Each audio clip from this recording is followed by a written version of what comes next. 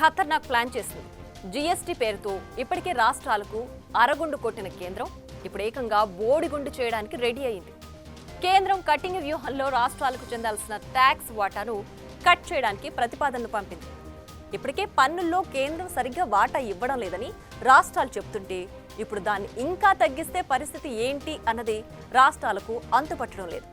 అయితే ఈ నిర్ణయంతో కేంద్రం వర్సెస్ రాష్ట్రాలుగా కొత్త పంచాయతీ మొదలవుతుందా? రాష్ట్రాల నెత్తిన కేంద్రం చేయి పెట్టబోతుందా? అసలు ఈ నిర్ణయం ఎందుకు తీసుకున్నారు? దీనివల్ల రాష్ట్రాలు ఎంతగా నష్టపోతాయి?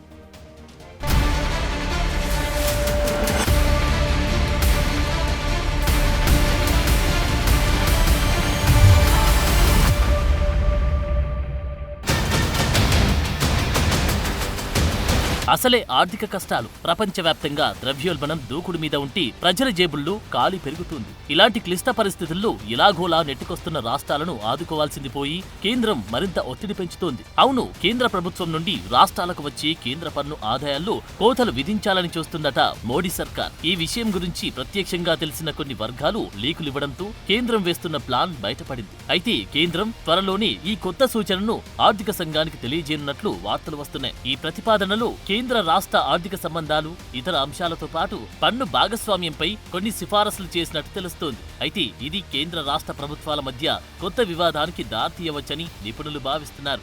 ఆర్థికవేత్త అరవింద్ పనగారియా నేతృత్వంలోని ప్యానెల్ అక్టోబర్ 31 నాటికి అన్ని వర్గాలతో చర్చించిన తర్వాత అధికారికంగా తన సిఫారసులను సమర్పించనున్నట్టు తెలుస్తోంది. కాగా ఈ ప్రతిపాదన ఓకే అయితే 2026-2027 ఆర్థిక సంవత్సరం నుండి కోత పడాల్సిన ట్యాక్స్ వాటా అమల్లోకి రాబోతుంది. కేంద్ర ప్రభుత్వం ప్రస్తుతానికి దీనికి సంబంధించి దశల వారీగా చర్యలు తీసుకోనున్నట్లు సమాచారం. కాగా మోడీ సర్కార్ ప్రతిపాదనతో రాబోయే రోజుల్లో రాష్ట్రాలపై మరింత ఆర్థిక ఒత్తిడి పెరగనున్నట్లు ఆర్థిక నిపుణులు హెచ్చరిస్తున్నారు. ప్రస్తుతం రాష్ట్రాలకు వెళ్లే పన్నుల వాటా 41% కాగా ఈ వాటాను కనీసం 40%కి తగ్గించాలని కేంద్ర ప్రభుత్వం సిఫారసు చేస్తున్నట్టు తెలుస్తోంది. అయితే ఇది 1%గానే కనిపిస్తున్నప్పటికీ పన్ను ఆదాయంలో రాష్ట్రాల వాటాలో 1% మార్పు చేయడం వల్ల కేంద్ర ప్రభుత్వానికి సుమారు 35,000 కోట్ల రూపాయలు రాబడి ఉంటుంది. ఇది ప్రస్తుత సంవత్సరానికి అంచనా వేసిన పన్ను వసూళ్ల ఆధారంగా వేసిన లెక్క. ఇక 2025-26 ఆర్థిక సంవత్సరంలో పన్ను వసూళ్లను బట్టి ఇది ఇంకా ఎక్కువే ఉండొచ్చని అంచనా వేస్తున్నారు. అయితే ఇప్పటి వరకు దీనికి సంబంధించి ఆర్థిక మంత్రిత్వ శాఖ, ఆర్థిక సంఘం నుండి ఎలాంటి స్పందన రాలేదు. నిజానికి 1980లో రాష్ట్ర ప్రభుత్వాలకు వెళ్లే పన్నుల వాటా 20% ఉండగా అది 41%కి పెరిగింది. దాన్నిప్పుడు 40%కి కుదించనుంది కేంద్రం. అయితే ప్రస్తుతం ఆర్థిక మందగమనం కొనసాగుతున్న తరుణంలో కేంద్ర ప్రభుత్వానికి ఖర్చు అవసరాలు పెరిగిన కారణంగా కేంద్రం ఈ నిర్ణయం తీసుకున్నట్లు తెలుస్తోంది. కేంద్రానికి కష్టంగా ఉందని రాష్ట్రాలకు వెళ్లే పన్ను ఆదాయంలో తక్కువ వాటాను ఇవ్వడం వల్ల రాష్ట్రాల పరిస్థితి మరింత దిగజారొచ్చని రాష్ట్రాలు ఆందోళన చెందుతున్నాయి.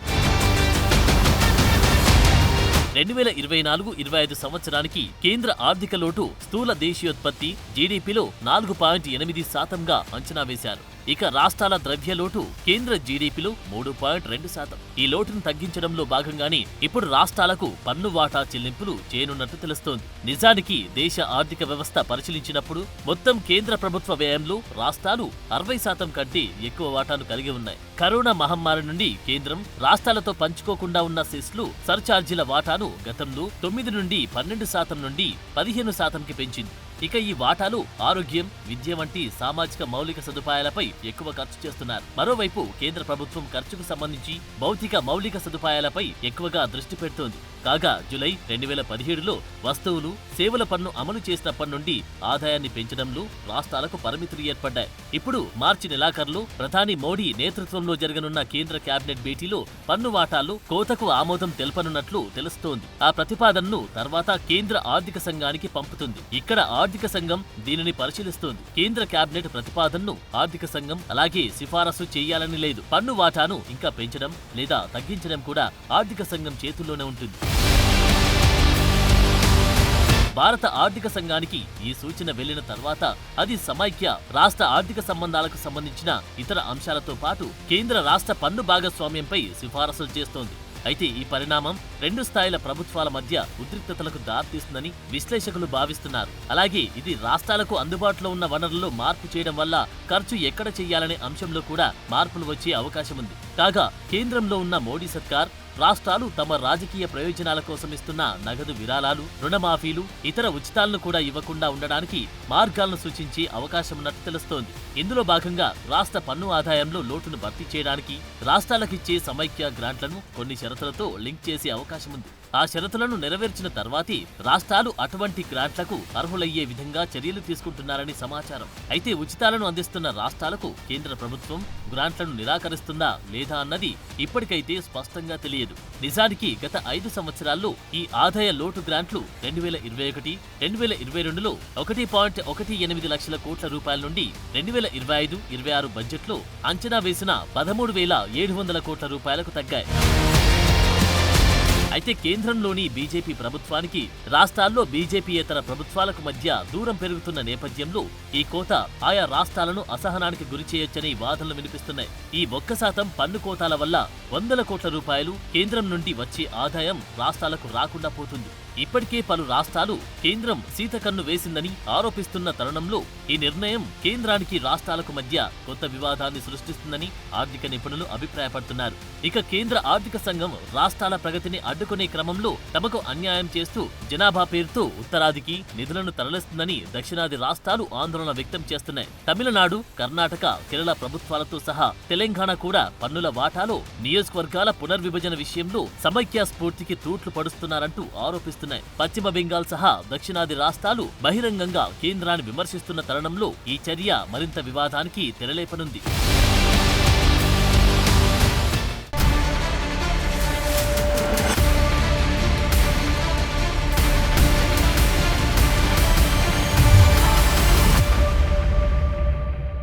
దేశం అభివృద్ధి చెందాలంటే అందులో రాష్ట్రాల పాత్ర అధికంగా ఉంటుంది. అలాంటిది రాష్ట్రాలనే చిన్నచూపు చూస్తుంటే అభివృద్ధి ఎలా సాధ్యమవుతుంది? గతంలో ఎప్పుడూ ఇలాంటి పరిస్థితి లేదన్నది నిజం. గత 10 ఏళ్లుగానే కేంద్ర ప్రభుత్వ తీరులో మార్పు వచ్చింది. ముఖ్యంగా దక్షిణాదిని టార్గెట్ చేస్తూ మోడీ సర్కార్ కట్టింగులు మొదలుపెట్టింది. బీజేపీయేతర రాష్ట్రాలకు కోతలు విధిస్తూ వివక్ష చూపిస్తోంది. ఈ తీరుపై ఎప్పటి నుంచో తెలంగాణ, తమిళనాడు రాష్ట్రాలు అభ్యంతరాలు వ్యక్తం చేస్తున్నాయి. దక్షిణాది నుంచి కేంద్రానికి వచ్చే ఆదాయం ఎక్కువగా ఉంటే రాష్ట్రాలకిచ్చే వాటా మాత్రం తగ్గుతోంది. ఇది ఇలాగే కొనసాగితే రాబోయే రోజుల్లో కేంద్రం ముందు రాష్ట్రాలు జోలు పట్టుకుని నిలబడాల్సి ఉంటుంది.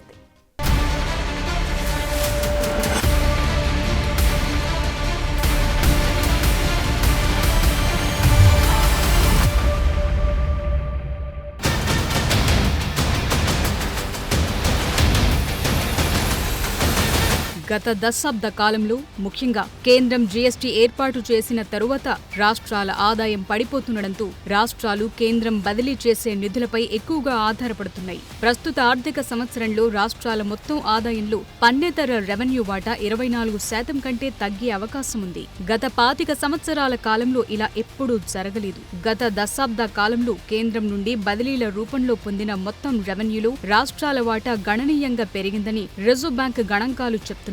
అయితే అదే సమయంలో గ్రాంట్లు కాకుండా పన్నేతర వనరుల ద్వారా రాష్ట్రాలకు వచ్చిన ఆదాయం పడిపోయింది. ఇక ఆర్బీఐ నివేదిక ప్రకారం రాష్ట్రాల సొంత పన్ను ఆదాయం 50% కంటే తక్కువగానే ఉంటుంది. రాష్ట్రాల సొంత పన్ను ఆదాయ వనరుల్లో స్టాంప్ డ్యూటీ, రిజిస్ట్రేషన్ ఫీజులు, మోటార్ వాహనాల పన్ను, స్టేట్ జీఎస్టీ ఉంటాయి. 2017-18లో రాష్ట్రాల మొత్తం ఆదాయంలో ఎస్జీఎస్టీ 15% ఉండేది. ప్రస్తుతం అది 22% ఉంటుంది. రాష్ట్రాల జీఎస్టీని మినహాయిస్తే రాష్ట్రాల సొంత పన్ను ఆదాయం 34% నుండి 28%కి పడిపోయింది. అయితే జీఎస్టీ మండలి నిర్ణయించే రాష్ట్రాల జీఎస్టీపై కేంద్ర రాష్ట్ర ప్రభుత్వాల మధ్య వివాదం నడుస్తోంది. జీఎస్టీ మండలి తీసుకున్న నిర్ణయాలను తెలంగాణ, తమిళనాడు, కేరళ, పశ్చిమ బెంగాల్ సహా విపక్ష పాలిత రాష్ట్రాలన్నీ తప్పుబట్టాయి.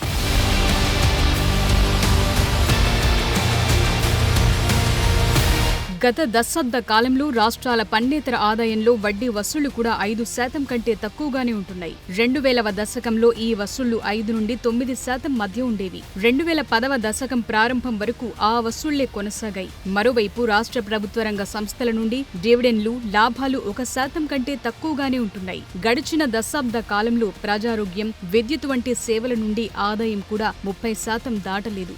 మరోవైపు అనేక రాష్ట్రాల్లో స్థూల రాష్ట్ర దేశీయోత్పత్తి, జీఎస్డీ జీఎస్డీపీతో వాటి సొంత పన్ను ఆదాయ నిష్పత్తి తగ్గిపోయింది. తమిళనాడు దామాషా 2013-15 సంవత్సరానికి 7.72% నుండి 2022-24లో 6.17% తగ్గింది. కర్ణాటక, కేరళ, బీహార్, ఢిల్లీ, మధ్యప్రదేశ్లోనూ ఇదే పరిస్థితి.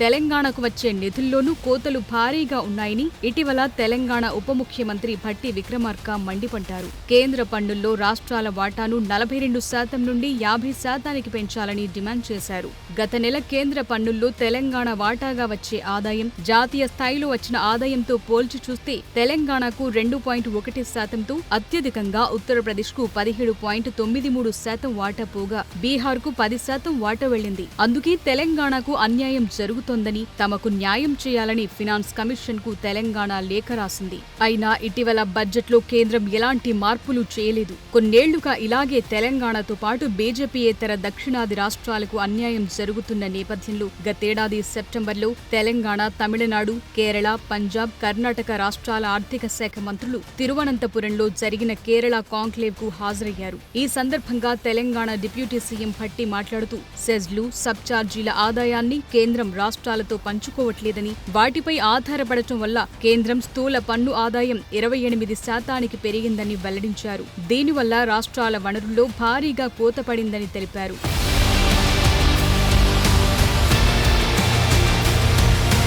నిజానికి దేశ జనాభాలో 19.6% ఉన్న దక్షిణాది రాష్ట్రాలు జీడీపీలో 30%తో భారీ సహకారం అందిస్తున్నాయి. అయినప్పటికీ ఫినాన్స్ కమిషన్ పన్నుల పంపిణీలో వాటాను 21.073% నుంచి 15.800% తగ్గించింది. దీంతో పాటు కేంద్రానికి ప్రయోజనం చేకూర్చే పథకాలకు సంబంధించి కఠినమైన నిబంధనలు, మ్యాచింగ్ గ్రాంట్ షరతులు రాష్ట్ర బడ్జెట్లను ప్రభావితం చేస్తున్నాయి. ఇది ఇలాగే కొనసాగి రానున్న నియోజకవర్గాల విభజన జరిగితే లోక్సభలో దక్షిణాది రాష్ట్రాల ప్రాతినిధ్యం తగ్గడంతో పాటు ఆర్థిక వాటాల్లో మరింత కోత పడే ప్రమాదముంది.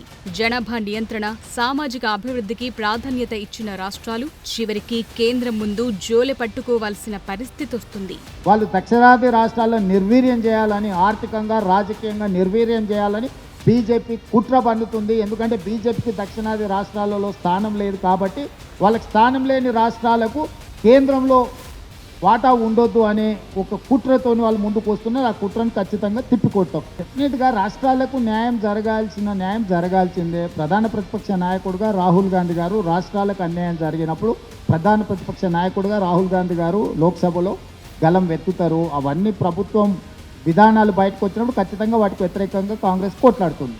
గతేడాది ఇదే సమయంలో నిధుల పంపిణీలో జరుగుతున్న వివక్షపై కర్ణాటక రాష్ట్రం కేంద్రంపై నిరసన వ్యక్తం చేసింది. పన్నుల్లో న్యాయమైన వాటా రావట్లేదని, ఇది రాష్ట్రాన్ని దెబ్బతీస్తుందని పేర్కొంది. ఆ సందర్భంలో ఢిల్లీ, కేరళ, తమిళనాడులో కూడా నిరసనలు వెల్లువెత్తాయి. ఇక పశ్చిమ బెంగాల్ ముఖ్యమంత్రి మమతా బెనర్జీ అయితే కేంద్ర పథకాల కింద రాష్ట్రానికి రావాల్సిన నిధులను కేంద్రం నిరాకరించిందని ఆరోపిస్తూ కోల్కతాలో 2 రోజుల ధర్నా నిర్వహించారు. ఈ తరుణంలో కేంద్ర ప్రభుత్వంపై 5 ప్రధాన అంశాలకు సంబంధించిన డిమాండ్లు పెట్టారు. కేంద్ర పన్నుల్లో రాష్ట్రాల వాటాను పెంచాలని, జీఎస్టీ పరిహారం ముగింపు పలకాలని, రాష్ట్ర రుణ కార్యక్రమాలకు కేంద్రం మద్దతివ్వాలని, రాష్ట్రాల నుండి కరువు లేదా వరద సహాయం వంటి ప్రత్యేక సహాయం కోసం డిమాండ్ చేయడానికి కేంద్ర ప్రభుత్వం అంగీకరించాలని, రాష్ట్రాల్లో పెద్ద మౌలిక సదుపాయాల ప్రాజెక్టులకు నిధులు సమకూర్చాలని కోరారు. నిజానికి కేంద్రానికి అధిక పన్నుల వాటాను అందించే రాష్ట్రాలు తమకు ఎక్కువ నిధులు కావాలని డిమాండ్ చేయడం సహజం. అయినా కేంద్రంలో గత 10 ఏళ్లుగా అధికారంలో ఉన్న మోదీ ప్రభుత్వం దాన్ని గుర్తించలేదు. బీజేపీయేతర రాష్ట్రాల ప్రభుత్వాలకు సహకరించడం లేదనే విమర్శలు, ఆరోపణలు వస్తున్నా పట్టించుకోవట్లేదు. ఇప్పుడు కేంద్రం నుంచి ఆర్థిక, అభివృద్ధి సహకారం కూడా దక్షిణాదికి సరిగా లేకపోవడంతో ఆందోళన మరింత పెరిగింది.